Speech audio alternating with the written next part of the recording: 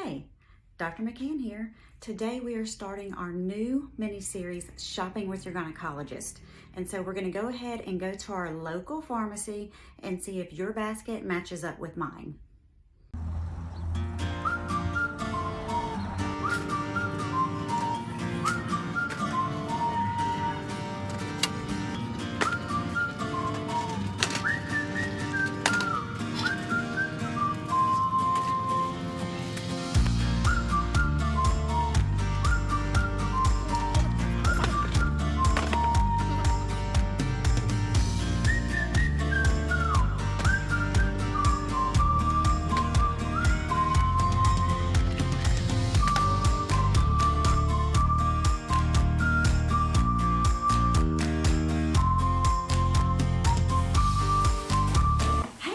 So we just got done shopping, and let's go ahead and take a look and see what's in the bags. So in the first bag, we have our pads, our sanitary napkins. I'm gonna go ahead and set all of them out.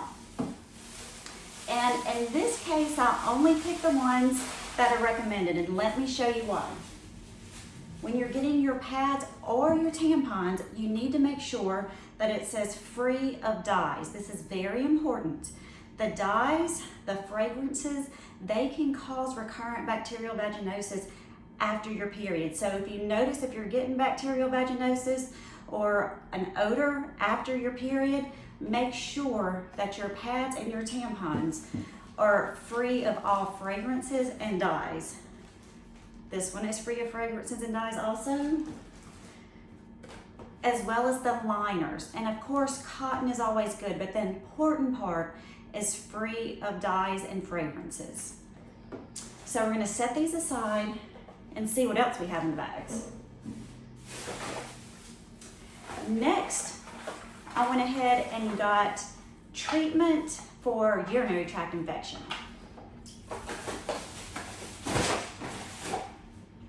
So we got the Azo brand product, and as you can see, there's one for urinary tract pain relief, and there is an antibacterial plus.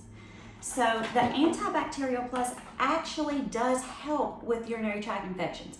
It has antibacterial properties. So if you feel like an infection's coming on, you can go ahead and pick these up and take 2 of them with a full glass of water. That's very important.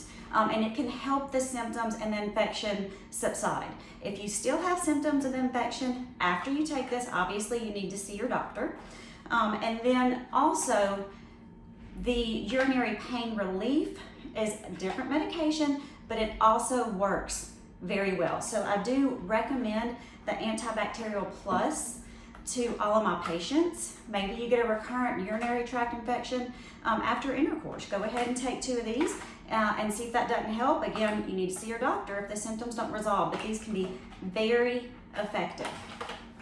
And let's go ahead and move on. We are moving on to medicine for yeast infections. So you may be wondering what you really need to buy and what the best one is. So I went ahead and got several.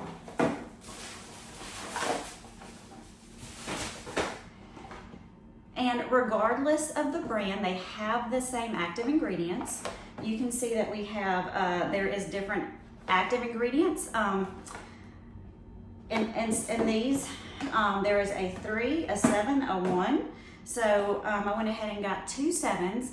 And that's because the 7s, and again, it doesn't matter which active ingredient it says it is, are a little bit gentler on your system. So the 7s are very effective at preventing yeast infections. The 3s, there's also a 5-day, I didn't pick it up. The 3s are pretty good too. The one that I would recommend against most of the time is the 1-day. So I've seen a lot of people have significant irritation when they just use the 1. If you've used it before and you do fine with it, then fine, great, keep taking it. But I would go ahead and recommend the 5 or the 7-day course over the 1-time course. And we'll just set these aside. There's still some more in the bag, so let's see what else we have. We have hydrocortisone cream, as well as some Lotrimin. So these are very effective to treat basically female dry itch. So yes, females can get a fungal infection too. Mainly it's in the creases of the thighs. If you have like a discoloration, some itching in that area, the treatment is going to be an antifungal medication, and you can go ahead and mix it with the hydrocortisone cream. It's going to take several days for that infection to go away, so just mix these, put it on twice a day, and give it a few days to work. If it's not working and you're still having the symptoms, you definitely need to go ahead and check in with your doctor.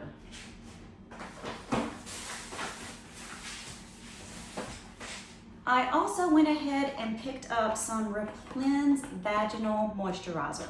Now, for women, especially postmenopausal women that are having problems with dryness and you don't want to or are not a candidate for hormone replacement therapy, my patients have said that Replen's works very, very well for them. So this comes in a tube with an applicator, and you just insert it vaginally.